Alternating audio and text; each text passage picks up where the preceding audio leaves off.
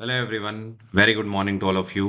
आज के दिन की शुरुआत करेंगे 20 जनवरी 2024 के करंट अफेयर के साथ।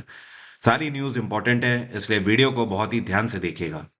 करंट अफेयर के पीडीएफ स्टैटिक जीके के साथ आप मेरे टेलीग्राम ग्रुप से डाउनलोड कर सकते हैं। मेरे टेलीग्राम का ऑफिशियल लिंक वीडियो के डिस्क्रिप्शन में सबसे ऊपर दिया हुआ है।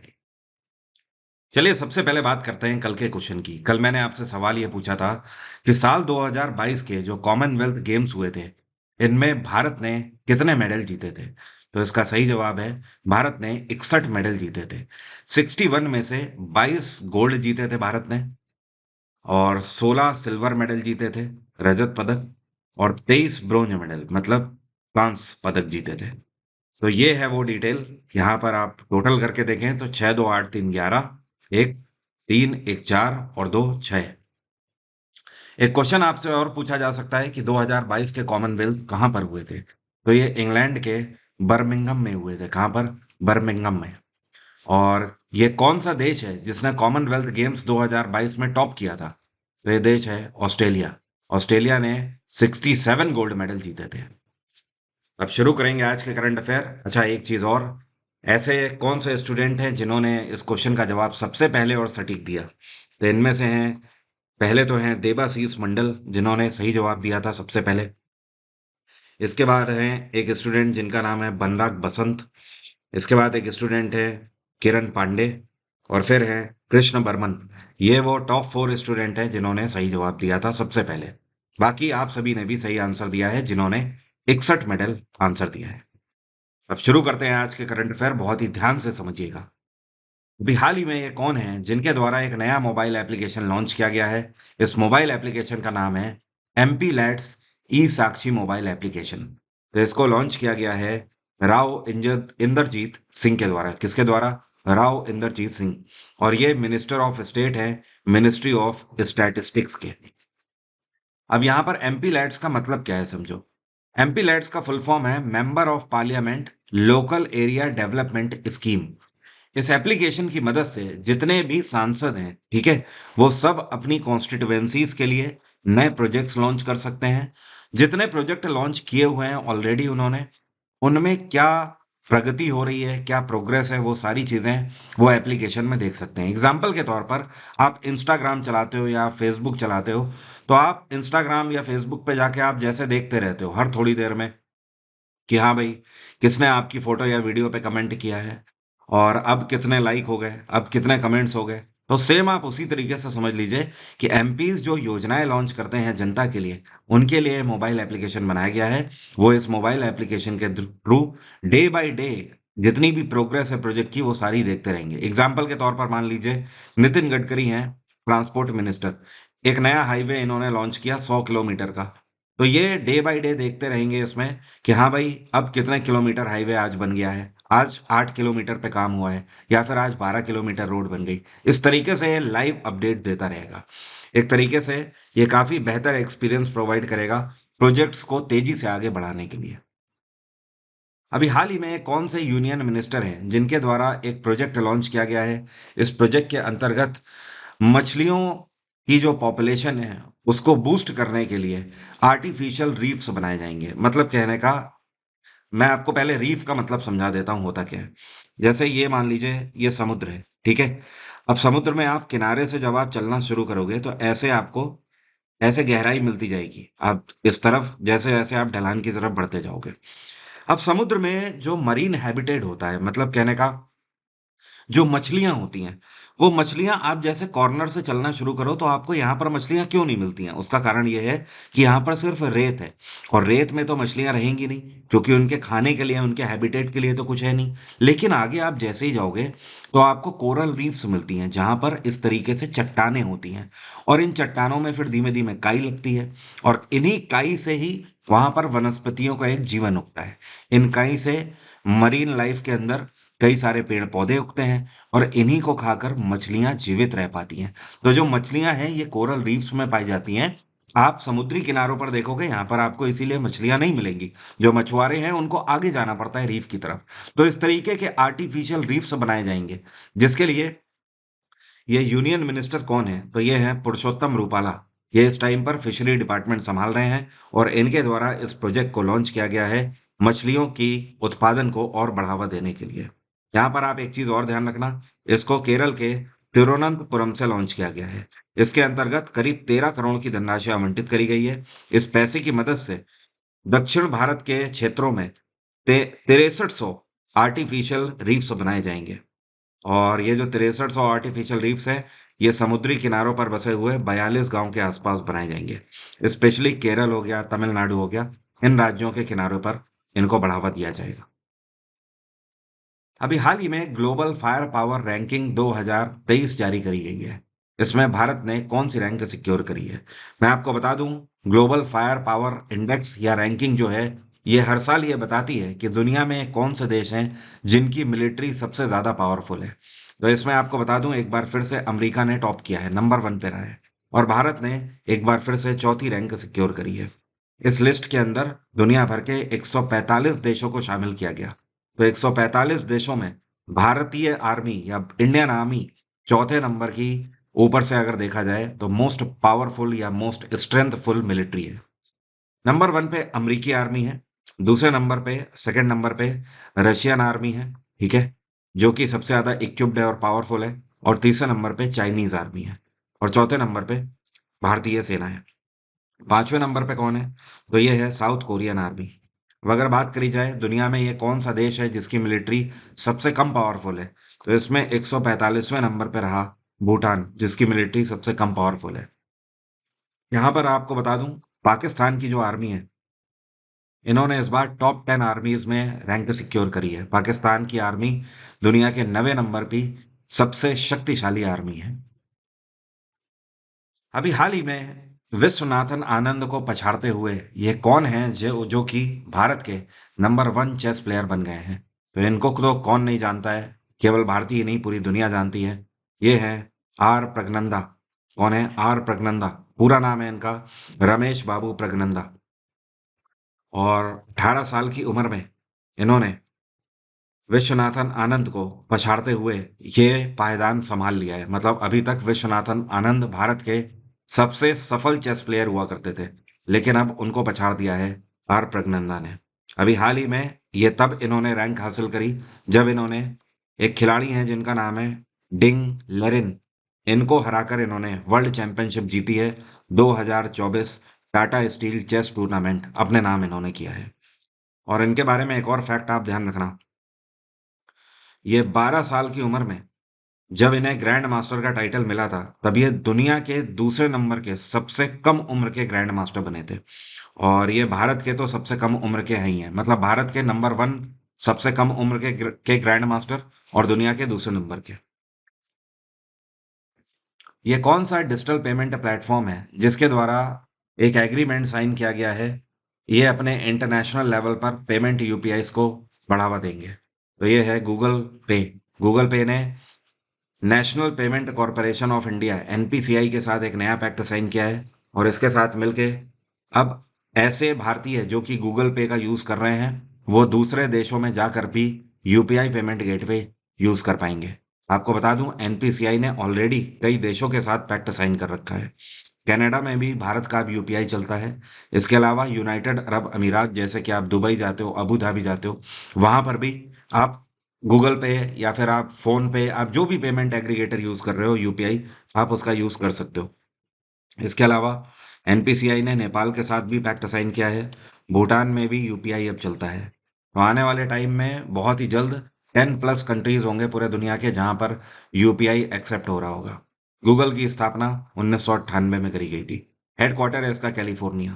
फिलहाल एनपीसीआई की अगर बात करें, national payment corporation of India, इसकी स्थापना साल 2008 में करी गई थी। हेडक्वार्टर है इसका मुंबई और इसके चेयरपर्सन है दिलीप असबे। क्या नाम है? दिलीप असबे। आप सभी मुझे इंस्टाग्राम पर भी फॉलो कर सकते हैं। मेरी इंस्टाग्राम की आईडी ऊपर लिखी हुई है, वरुण अवस्थी 07। एशिया का सबसे बड़ा सिविल एविएशन इवेंट जिसका नाम है विंग्स इंडिया 2024, यह कौन से शहर में आयोजित किया जा रहा है? तो इस बार इसका आयोजन हैदराबाद में हो रहा है। और हैदराबाद में इसका उद्घाटन union civil aviation minister Jyotiraditya Scindia के द्वारा किया गया है। हैदराबाद में ये एयरपोर्ट है जिसको हम लोग बोलते हैं बेगमपेट एयरपोर्ट। क्या बोलते हैं? बेगमपेट एयरपोर्ट, जहां पर इस बार सिविल एविएशन इवेंट हो रहा है, विंग्स इंडिया 2024। इसमें दुनिया भर के 100 देश हिस्सा ले रहे हैं और इन देशों से 1500 लोगों का डेलीगेशन भारत आ रहा है। इसका उद्घाटन 18 तारीख को हो चुका है, मतलब परसों के दिन, और कल मतलब 21 तारीख को इसका समापन होगा। 4 दिवस का ये जो विंग्स इंडिया समारोह है, इसके अंदर मेक इन इंडिया को भी बढ़ावा दिया जाएगा। और इतना ही नहीं, दुनिया भर से आ रहे 5,000 से ज्यादा बिजनेस रिप्रेजेंटेटिव भी यहाँ पर हिस्सा ले रहे हैं। मतलब कहने का ये है कि सिविल एविएशन क्षेत्र में टेक्नोलॉजी को बढ़ावा देना ही इसका मेन उद्देश्य है। तो इसमें कई सारे इंटरेस्टिंग फैक्ट भी साइन होंगे आगे आने वाले समय में। अभी हाल ही में 2024 की ब्रांड फिनेंस रिपोर्ट जारी करी गई है। इस रिपोर्ट में दुनिया भर के 100 मोस्ट वैल्यूएड ब्रांड्स में इकलौता ऐसा कौन सा भारतीय ब्रांड है जिसने अपनी जगह बनाई है? तो ये है टाटा। टाटा ने दुनिया के 100 मोस्ट वैल्यूएड ब्रांड्स में एज एन इंडियन ब्रांड इकलौता ऐसा ये ब्रांड है जो कि अपनी जगह बनाई है। अगर टॉप 5 की बात करें तो आपके सामने है, दुनिया का इस टाइम पे मोस्ट वैल्यूएबल ब्रांड है एप्पल। एप्पल की जो वर्थ है इस टाइम पे, जो वैल्यूएशन है मार्केट में इनका, ये $517 बिलियन का है। दूसरे नंबर पे माइक्रोसॉफ्ट है, तीसरे नंबर पे गूगल है, चौथे पे अमेजोन है और पांचवें नंबर पे सैमसंग है। सैमसंग ने इस बार एक लंबी छलांग मारी है। फिलहाल अगर टाटा की बात करें तो टाटा इससे पहले 2023 की रैंकिंग में अगर बात करें तो 69th रैंक थी दुनिया में मोस्ट वैल्यूएबल ब्रांड्स में। लेकिन इस बार जो टाटा की रैंक है इसमें इंप्रूवमेंट हुआ है 5 पायदान का। टाटा ने 64वीं रैंक सिक्योर करी है। अब अगर बात करें कौन से टॉप 5 इंडियन ब्रांड्स हैं, तो इसमें नंबर 1 पे तो टाटा ही है, ऑब्वियस सी बात है। दूसरे नंबर पे कौन सा ब्रांड रहा? दूसरे नंबर पे इस बार रहा है इन्फोसिस। ठीक है, और वर्ल्ड में इन्फोसिस की जो रैंकिंग है, क्या आप कमेंट बॉक्स में लिखकर बता सकते हो? और तीसरे नंबर पे इस बार रहा है आईबीएम। और चौथे नंबर पे जो रहा है, ये रहा है, माफी चाहता हूँ, तीसरे नंबर पे जो रहा है ये रहा है एलआईसी। ठीक है, आईबीएम तो अमेरिकी कंपनी है, मैं एक बार अलग से लिख देता हूँ। टॉप 5 ब्रांड्स में नंबर 1 पे रहा टाटा, दूसरे नंबर पे रहा है इन्फोसिस, तीसरे नंबर पे जो कंपनी रही है ये है एलआईसी, चौथे नंबर पे एचडीएफसी बैंक है, और पांचवें नंबर पे जो है ये है रिलायंस। अब अगर टॉप 5 आईटी कंपनीज की बात करें पूरे दुनिया में, तो इसमें भी टाटा ने बहुत ही कंपनियों को पछाड़ दिया है। मतलब इस बार टीसीएस ने सेकंड रैंक सिक्योर करी है। नंबर 1 पे आईटी कंपनी इस बार रही है एक्सेंचर, अमेरिकी आईटी कंपनी है। दूसरे नंबर पे टाटा कंसल्टेंसी सर्विसेज रही है, दुनिया की दूसरी मोस्ट वैल्यूएड सॉफ्टवेयर कंपनी। तीसरे नंबर पे जो कंपनी रही है ये भी भारतीय है, इन्फोसिस कंपनी। चौथे नंबर पे जो है ये है आईबीएम, अमेरिकी कंपनी। और पांचवें नंबर पे है केप जेमिनी। ठीक है, तो यहाँ पर ये जितनी भी लिस्टिंग है ये सब मैंने आपको पीडीएफ में दे दी है, आप पीडीएफ एक बार जरूर देखिएगा। मिनिस्ट्री ऑफ इंफॉर्मेशन टेक्नोलॉजी के सेक्रेटरी जो हैं एस कृष्णन, इनके द्वारा भारत का पहला ग्राफीन सेंटर कौन से राज्य में लॉन्च किया गया है? तो इन्होंने इसको केरल में लॉन्च किया है, और केरल में कहाँ पर? कोची से इसको लॉन्च किया है। अब ये ग्राफीन सेंटर है क्या? देखिए, ग्राफीन जो है ये ग्रेफाइट से लिया गया है। ठीक है, और ग्रेफाइट का यूज पेंसिल के नोक में किया जाता है। तो ये जो ग्राफीन है इसका यूज कहीं ना कहीं जो इलेक्ट्रॉनिक गैजेट्स हैं उनकी बैटरीज में किया जाता है। तो ये जो ग्राफीन सेंटर खोला गया है इसका मेन उद्देश्य ये होगा कि ग्राफीन का प्रोडक्शन में नई इनोवेशन करी जाए और इसके ऊपर रिसर्च एंड डेवलपमेंट किया जाए, जिसके लिए कोची में एक नया सेंटर ये खोला गया है। ये कौन सा मंदिर है जिसने अयोध्या में रामलला मंदिर के लिए ओनाविल्लू उपहार में अभी दिया है? सबसे पहले तो समझ लीजिए ओनाविल्लू होता क्या है। यहाँ पर ओनाविल्लू का मतलब है, ओना लिया गया है ओनम से, और ओनम कहाँ मनाया जाता है? ओनम मनाया जाता है केरल में। ठीक है, और विल्लू का मतलब क्या है? विल्लू का मतलब है धनुष। ठीक है, तो ओणम धनुष, इस वजह से ओना बिल्लू ये लिया गया है। अब यहाँ पर आप देख सकते हो इनके हाथों में ये धनुष की तरह आपको दिख रहा है। ठीक है, ये धनुष ही है एक्चुअली, लेकिन ये वाद्य यंत्र है धनुष के आकार का। इसकी खास बात यह है कि इसमें कई सारी आकृतियां बनाई जाती हैं, पेंटिंग्स इसको करी जाती हैं, और ये पेंटिंग्स हमारे जो पुराण्स हैं उनसे ली हुई हैं, उनसे प्रेरित हैं एक तरीके से। तो ये जो मंदिर है ये है पद्मनाभ स्वामी मंदिर, और ये कहाँ पर है? ये है केरल में। और इस मंदिर के द्वारा रामलला मंदिर के लिए ओनाविल्लू उपहार में दिए गए हैं। और जो पद्मनाभ स्वामी मंदिर है, ये भगवान विष्णु का मंदिर है।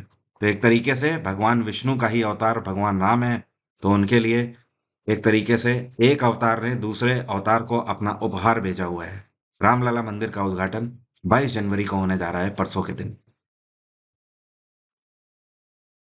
अभी हाल ही में कौन सी भाषा है जिसको भारत सरकार ने भारत की नवी क्लासिकल लैंग्वेज के रूप में रिकॉग्नाइज किया है? मतलब अब से ये भारत की एक शास्त्रीय भाषा के रूप में पहचानी जाएगी।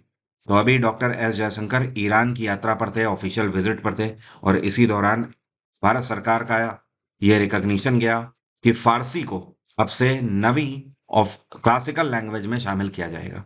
अभी तक अगर बात करें तो हमारा जो कॉन्स्टिट्यूशन है, हमारे संविधान के 8वें शेड्यूल के अंतर्गत 6 ऐसी भाषाएं हैं जिनको क्लासिकल लैंग्वेज का दर्जा दिया गया था। ये 6 भाषाएं कौन कौन सी हैं समझिएगा।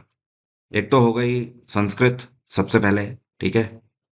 तमिल हो गई, और तमिल के अलावा कन्नड़ हो गई, ठीक है। मलयालम हो गई, तेलुगु, और आखिर में उड़िया।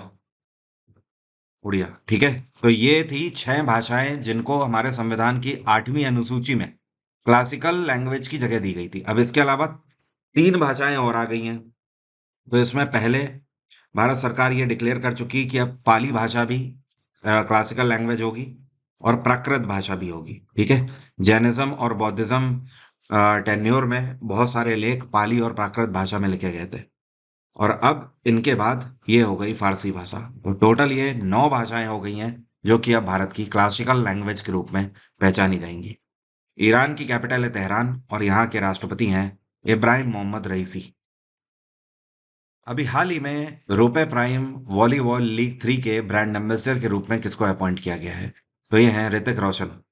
और ऋतिक रोशन इस साल का जो वॉलीबॉल इवेंट्स होंगे, जो लीग्स होंगी इनकी, इनको एक तरीके से प्रमोट करने का काम करेंगे। पहले हमने देखा क्रिकेट के लिए भारत में बहुत जोर शोर पहले से ही है, लेकिन इसके अलावा फिर हमने हॉकी को प्रमोट किया। हॉकी के अलावा हमने फिर कबड्डी को प्रमोट किया। अब हमें प्रमोट करना है वॉलीबॉल को भी भारत में। फिर हम चेस को तो प्रमोट करते ही हैं ऑलरेडी, ठीक है। तो इस बार ऋतिक रोशन 2024 में रुपए प्राइम वॉलीबॉल लीग 3 को प्रमोट करेंगे। और अभी हाल ही में दीपिका पादुकोण जो है, इनको 2 कंपनीज ने अपना ब्रांड एम्बेसडर बनाया है।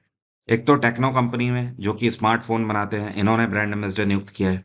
और दूसरा हुंडई मोटर इंडिया की ब्रांड एम्बेसडर दीपिका पादुकोण बनी है। 1.5 साल पहले लिवाइस इंडिया ने भी दीपिका पादुकोण को ब्रांड एम्बेसडर बनाया था।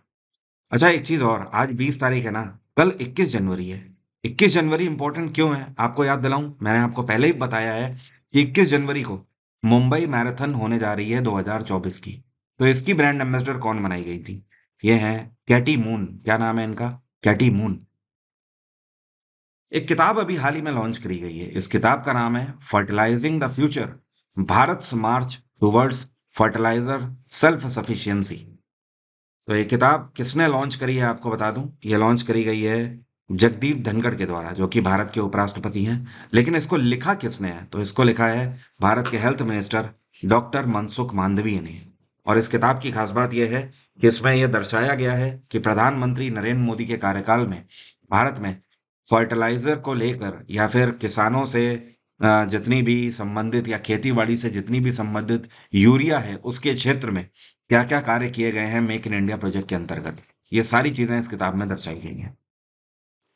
अब मेरा आज का सवाल आपसे, आप में से कितने लोग बता सकते हैं एक गांव है जिसका नाम है सोनामारा। तो ये जो सोनामारा गांव है, इसको हॉकी विलेज के नाम से जाना जाता है। ये कौन से राज्य में पड़ता है? अगर आपको पता है तो कमेंट बॉक्स में लिखकर बताइए।